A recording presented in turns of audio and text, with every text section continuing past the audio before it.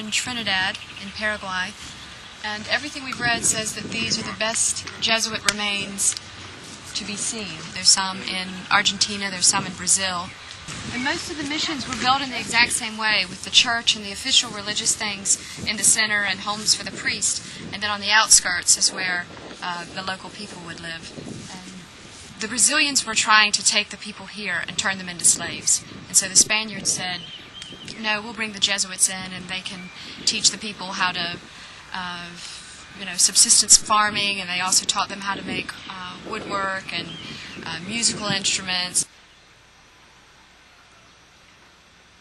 The Jesuits were founded, I think, in the 16th century, but they were always considered more disciplined, more aggressive, more everything than all the other orders. Society of Jesus, they were called, and they became so powerful in this part of the world and so successful and so full of intrigue, perhaps, or at least that's what the Spanish government said, that they threw them out of this part of the world in 1767, I think it was.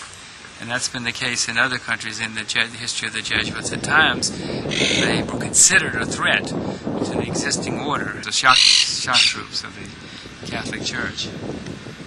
But when they left, the people here went back to the exact same life they had before. So the whole God-fearing thing that became a part of their life when the Jesuits were here and the Jesuits were kind of controlling things, it all dissipated. To me, it's pretty overwhelming that a few foreigners, white foreigners, came here and persuaded all these people to change their religion, organized them, taught them how to do all of this, taught them to do this because they didn't. This was not part of the culture before.